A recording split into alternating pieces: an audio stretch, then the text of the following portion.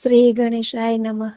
જય શ્રી કૃષ્ણ. આજે આપણે દશામાનું વ્રત ક્યારથી ચાલુ થાય છે, ક્યારે પૂરું થશે, તેનું શુભ મુહૂર્ત, પૂજા સામગ્રી, દશામાની પૂજા વિધિની સંપૂર્ણ માહિતી આ વિડીયોમાં આપણે જાણીશું. દશામાનું વિસર્જન ક્યારે કરવું, તેનું જાગરણ કેટલું કરવું, બધું આ વિડીયોમાં આપણે સંપૂર્ણ માહિતી જાણીશું. જો વિડીયો પસંદ આવે તો ચેનલને સબસ્ક્રાઇબ કરવાનું ભૂલતા નહીં. ગુજરાતમાં શ્રદ્ધા અને ભક્તિના પ્રતીક સમાન દશામાના વ્રતનો અનેરો મહિમા છે.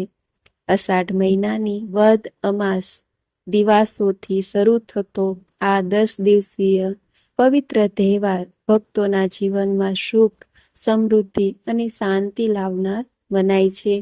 આ વ્રત દરમિયાન માતાજીની આરાધના, વ્રત કથાનું શ્રવણ અને હાથમાં 10 ગાંઠ વાળો પવિત્ર દોરો બાંધવાનું વિશેષ મહત્વ રહેલું છે. વર્ષ 2026માં આ વ્રત ક્યારે શરૂ થશે, સ્થાપના અને વિસર્જનના શુભ મુહૂર્ત કયા છે, તેમજ વ્રતનો નિયમ શું છે, તેની સંપૂર્ણ માહિતી આપણે લઈશું. આ વર્ષે 10 દિવસીય દશામા વ્રતનો પ્રારંભ 12 ઓગસ્ટ 2026ને બુધવાર અષાઢ વદ અમાસ દિવાસો ના રોજથી થઈ રહ્યો છે. સતત 10 દિવસ સુધી ચાલનારા આ વ્રતમાં માતાની મૂર્તિ અથવા સાંઢળીની સ્થાપના કરીને પૂજા અર્ચના કરવામાં આવે છે. ભક્તો 10 દિવસ શ્રદ્ધાપૂર્વક દશામાની પૂજા અર્ચના કર્યા પછી 21 ઓગસ્ટ 2026 શનિવારના રોજ વહેલી સવારે સૂર્યોદય પહેલા દશામાતાની મૂર્તિનું વિસર્જન કરશે. દશામા વ્રતની તારીખ અને શુભ મુહૂર્ત 12 ઓગસ્ટ 2026ની બુધવાર પૂજનનું શુભ મુહૂર્ત છે. દશામા વ્રત પ્રારંભ અને મૂર્તિ સ્થાપના સવારે 6:15 શરૂ કરીને 9:30 સુધી રહેશે. બ્રહ્મ મુહૂર્ત છે સવારે 4:47 થી 5:31 સુધીનું. પ્રાતઃકાળ સવારે 5:09 થી 6:15 સુધીનું. વિજય મુહૂર્ત છે બપોરે 2:54 થી બપોરે 3:46 સુધીનું છે.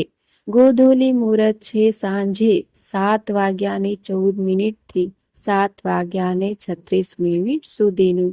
સંધ્યાકાળ મુહૂર્ત છે સાંજે 7:14 થી 8:20 સુધીનું.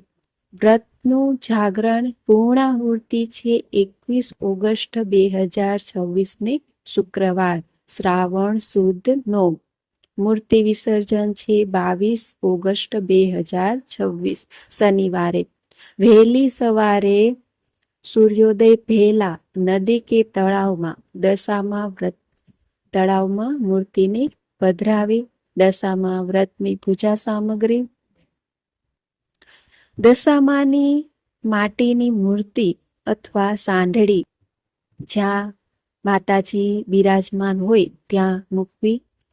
પૂજા માટે બાજોટ, પાટલો અને લાલ રંગનું કાપડ, અબીલ, ગુલાલ, કંકુ, સિંદૂર, ચોખા અને જનોઈ સૂતરનો દોરો. બહેનો માટે વ્રતનો દોરો જેમાં 10 ગાંઠ મારવામાં આવે છે. કળશ, નાળિયેર, સોપારી અને પાન, ધૂપ, દીવો, ઘી અથવા તલના તેલનો દીવો, કપૂર અને આરતી માટેની થાળી. નૈવેદ્યમાં સુખડી અથવા લાડુ, તાજા ફળો અને ફૂલહાર. દશામા સ્થાપના અને પૂજા વિધિ: પવિત્રીકરણ: સ્થાપનાના દિવસે વહેલી સવારે સ્નાન કરી સ્વચ્છ વસ્ત્રો ધારણ કરો અને પૂજાના સ્થાને સાફ કરી ગંગાજળ છાંટો. આસન અને કળશ સ્થાપના: એક બાજટ પાટલા પર લાલ કપડું પાથરો. તેની ડાબી બાજુએ ચોખાની ઢગલી કરી તેના પર કળશ સ્થાપિત કરો. કળશમાં પાણી, સોપારી, સિક્કો નાખી ઉપર નાળિયેર મૂકો. મૂર્તિ સ્થાપન. બાજટની વચ્ચે ચોખાની ઢગલી કરી તેની પર દશામાની મૂર્તિ કે સાંઢણીને આદરપૂર્વક પધરાવો. દીપ પ્રગટાવો. માતાજીની જમણી બાજુએ ઘી અથવા તેલનો અખંડ દીવો પ્રગટાવો. જે વ્રતના દિવસો દરમિયાન ચાલુ રાખવાનો પ્રયત્ન કરાય છે. 16 સંસ્કાર પૂજા. ષોડશોપચાર જેને કહેવાય છે. માતાજીને કંકુનો તિલક કરો. અક્ષત, ચોખા, અબીલ, ગુલાલ અને સિંદૂર અર્પણ કરો. ફૂલ અને હાર ચડાવો. દોરાનું પૂજન. સૂતરના દોરાને કંકુથી રંગી તેનામાં 10 ગાંઠો લગાવી માતાજીની સન્મુખ પૂજામાં મૂકો. પૂજા પછી આ વ્રતનો દોરો સ્ત્રીઓ પોતાના ડાબા હાથે અથવા ગળામાં ધારણ કરે છે. ભોગ અને આરતી.